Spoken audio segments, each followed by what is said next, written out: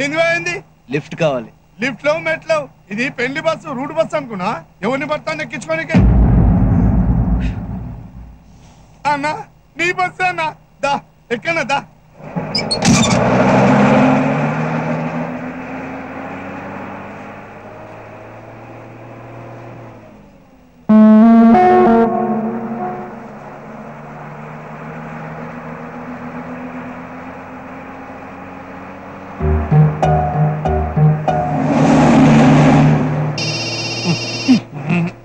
సెలం అవుతుంది చూడరా.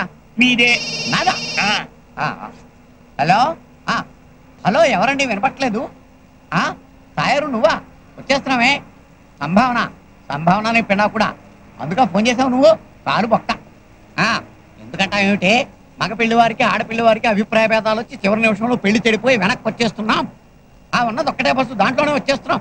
ఎడం వైపు మగ పెళ్లివారు, కుడివైపు ఆడపెళ్లివారు, మధ్యలో నేను శంభుగాడు వస్తున్నాం ఇక్కడ. ఎందుకంటా ఏమిటి? లవ్ మ్యారేజే.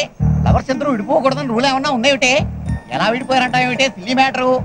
పెళ్లి కొడుకు టెంపరీ జాబ్ అంట, పర్మనెంట్ జాబ్ అని అబద్ధం చెప్పాట. దాంతో ఆడపిల్లి వారికి పాపం వచ్చి పెళ్లి కూతురు తండ్రి పెళ్లి కొడుకుని పెళ్లి కూతురుతో అడిగించాట.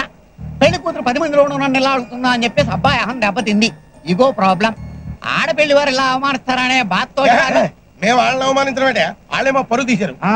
అక్కడికి వాళ్ళకి ఏదో పరువు ఉన్నట్టు. ఇదిగో పంతులు, వాళ్ళతో మాకు మాటలేంటి? ఒక స్థాయి స్తోమత లేని మనుషులు. స్తోమతున్నాం కాబట్టి స్కాచ్ తాగుతున్నాం. పట్టపగలు తాగడాన్ని బట్టే మేనర్స్ లేని ఫ్యామిలీ అని తెలుస్తుంది.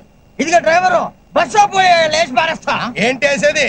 ఒక్కడి పీకానంటే తిన్నగలి సీట్లో పడతావు. నువ్వు పీకేది, ఇంకొక పెగ్గు పీకానంటే నేనే పడుకుంటాం. హాయిగా నేను సన్నాసులతో మాట్లాడు. నేను సన్నాసులతోనేగా మాట్లాడతాను. అంటే మా గురువు గారు సన్నాసిరా? మీ అభిప్రాయం? వాళ్ళ అభిప్రాయం అది కాదు, అది నీ అభిప్రాయం.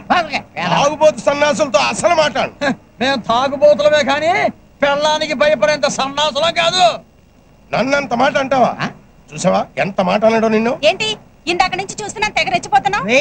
అక్కడ లేడీస్ జెండర్ పేరు నువ్వు తగులుకోవే. ఏంటే వాగుతున్నావు? మీరు చిల్లర మనుషులని తెలియకే మీ బోర్డు సంబంధం ఒప్పుకున్నాం. ఇదిగో తప్పు చీర కలపకండి. చాలే, నీ మొహానికి ఈ చీర ఎక్కువ.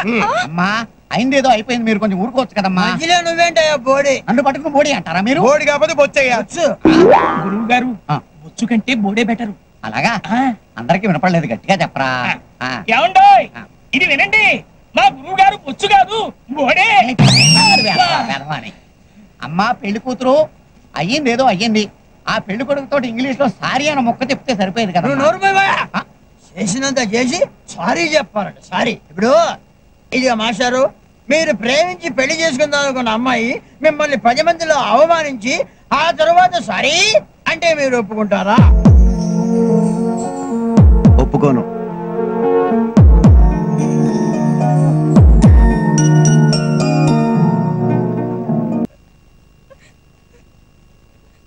నువ్వు నిజంగా అతన్ని ప్రేమించావా?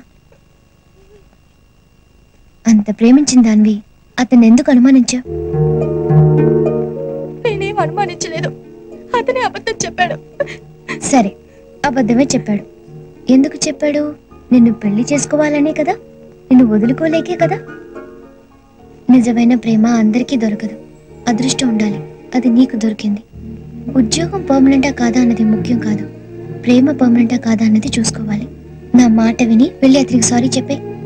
మరి మా నాన్న వాళ్ళు కలిసి బతకాల్సిందే మీరిద్దరు. మీ నాన్న వాళ్ళ నాన్న కాదు.